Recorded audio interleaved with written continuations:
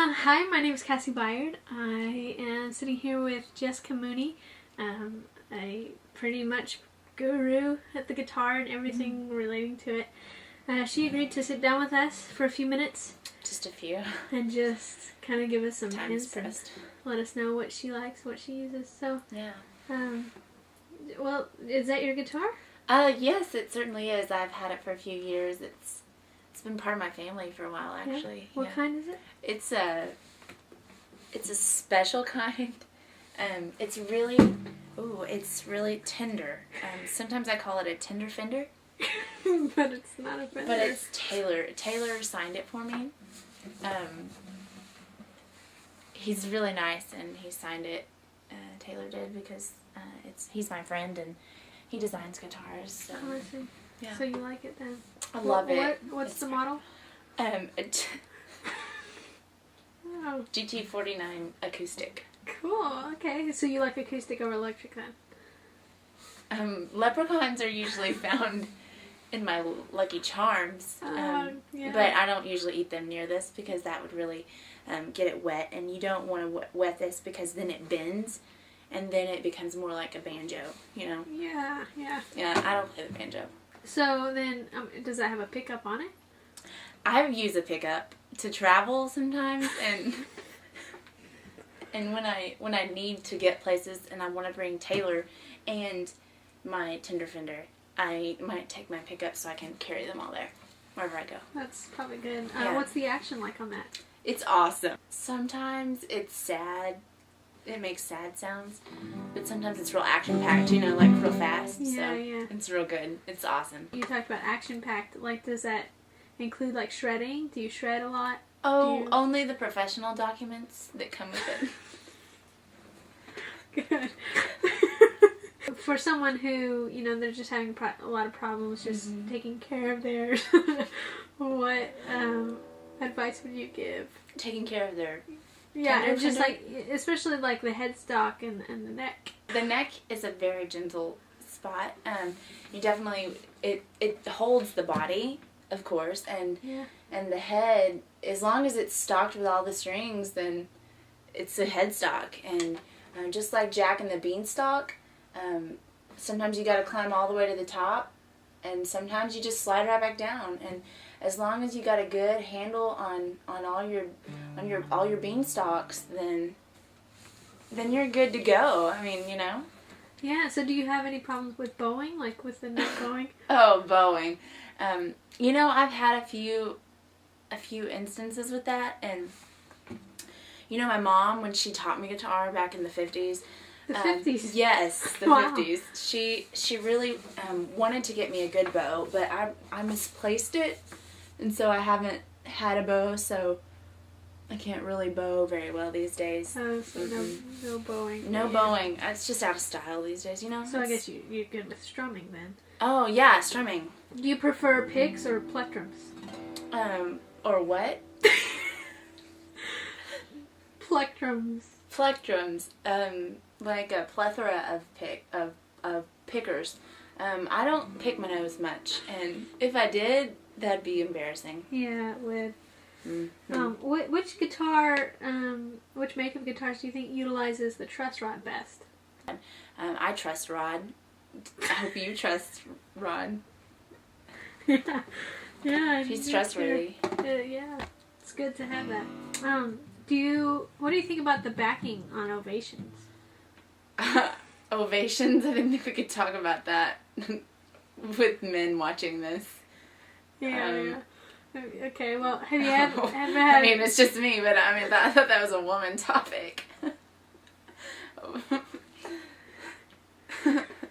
Sorry, men. Guess he wants to talk about Ovation when you're around. Have you had any difficulties ever with the machine heads while tuning or changing strings? No, I have my professional string changer come in every Tuesday. Oh, really? How often do you change strings then? Every Tuesday. Wow. Yeah, on the dot, 12:37. 12:37. It's usually after we have a burrito together, because his name is Roberto, and he changes my strings. We have burritos, and then he changes them. Good. good. I would do it myself, but You need. I've just heard that it can be very detrimental to your health, and so Roberto has sacrificed his health for my guitar and for my Taylor. I mean, for my tender Fender, which Taylor signed. What's your favorite brand of strings? I really like the kind that come in the packages. You know, you can get a good kind at Sam's Guitar World. Oh. Yeah, they're just right there on the right. Go in when you go in. Okay.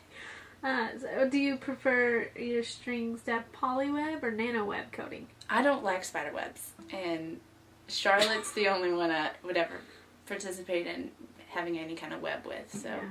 I don't do the web thing. Well, what about the gauge? What gauge do you use?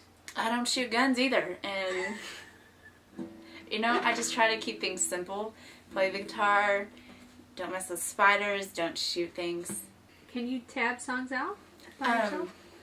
Like the drink tab. How would you describe your style? Well, I usually like to go thrift store shopping, and sometimes I wear cardigans, and sometimes a hat. Not very often though, never a baseball cap. It's pretty simple, you know, vintage maybe if I have time. Eclectic would be a good sound style for how I dress, you know. And your influences? Christ.